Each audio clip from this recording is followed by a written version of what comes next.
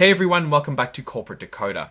Today we're diving into a juicy corporate drama involving Harley-Davidson, resignations, and a whole lot of finger pointing. It's like a motorcycle soap opera, but with more paperwork. This report reads more like a corporate battleground than your usual filing, so let's buckle up and see what's going on. This all starts with an event that happened in early April. That's when Jared Doudeville resigned from Harley-Davidson's board of directors. Think of the board of directors as the group of people who are supposed to be in charge of making sure the company is doing well. Apparently, Doudeville wasn't too happy with how things were going at Harley-Davidson. He even wrote a resignation letter, and it's included in this report. The letter seems to be the opening shot of a corporate war. So what exactly was Doudeville upset about? Well, he listed a few things, like who's going to take over as the head of the company in the future, how the board is running things, the company's work environment, and how well Harley-Davidson is selling its motorcycles. Harley-Davidson's response is pretty direct. They claim that up until late last year, Doudeville himself was asking the presiding director, which is like a lead director, and the CEO to stay in their jobs for longer. They paint a picture where he was supportive of the company's direction at the time. Harley-Davidson says that at a board meeting in February, Doudeville even voted to keep all the current directors, which is surprising given his later complaints. It sounds like things changed quickly. The report mentions that the board looked at 3 people to become the next CEO, but decided not to hire any of them. This seems to be a key turning point. Harley-Davidson states that Doudeville never voted against the majority of the board on any issue except for this one. The decision not to hire his favourite candidate for CEO, it looks like this rejection might have been the straw that broke the camel's back, so to speak. Just a few days later, in early April, Doudeville apparently sent a letter demanding that 3 other directors resign immediately. That's a pretty aggressive move. The company's side of the story is that after Doudeville's letter demanding resignations, they were planning to discuss his concerns with him. They claim he even agreed to a meeting but then resigned before it could happen. The company mentions the Hardwire, which is their 5-year strategic plan. According to the filing, Doudeville didn't express concerns about this plan while he was on the board, and that it was central to his firm's investment ideas. Harley-Davidson then pats itself on the back a little, saying they'd done a good job improving the brand. Even though the market has been tough, they say their stock performance has been better than most of their competitors.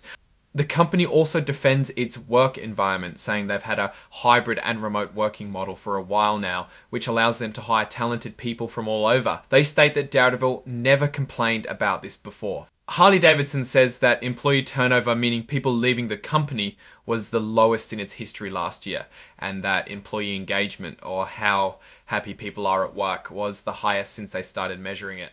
The company is trying to paint a picture that this is a great place to work. Harley-Davidson also says that Doudeville knew about their plans to invest in new, cheaper motorcycles, even though it sounds like he later criticized this strategy. The company claims that Doudeville is making misleading statements about how Harley-Davidson responded to an activist investor campaign last year. It sounds like there's some history here.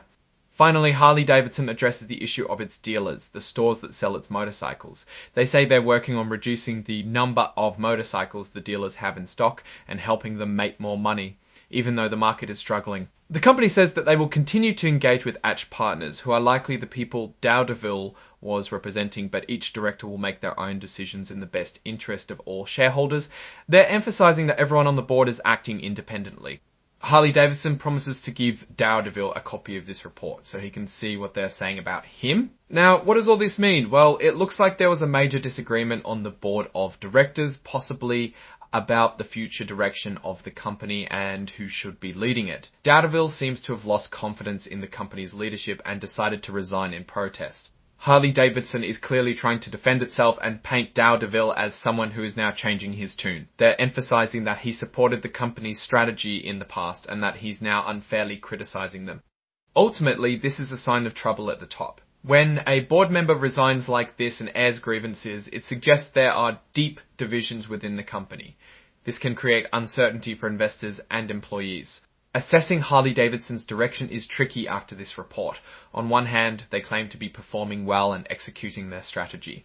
On the other hand, a board member has resigned with serious concerns, suggesting there are underlying problems. We can't look at financials since there is no income statement in this report, but we can see what happens next. Ever later risk for Harley-Davidson is the uncertainty created by this leadership turmoil. If the company can't resolve these internal conflicts, it could hurt their ability to execute their strategy and compete effectively. In conclusion, this report reveals a power struggle within Harley-Davidson. While the company tries to downplay the situation, D'Ardeville's resignation and criticisms suggest there are real challenges ahead. It will be interesting to see how this plays out and whether Harley-Davidson can overcome these internal divisions. Thanks for watching. If you found this corporate drama as fascinating as I did, please like, comment and subscribe for more deep dives into the world of business.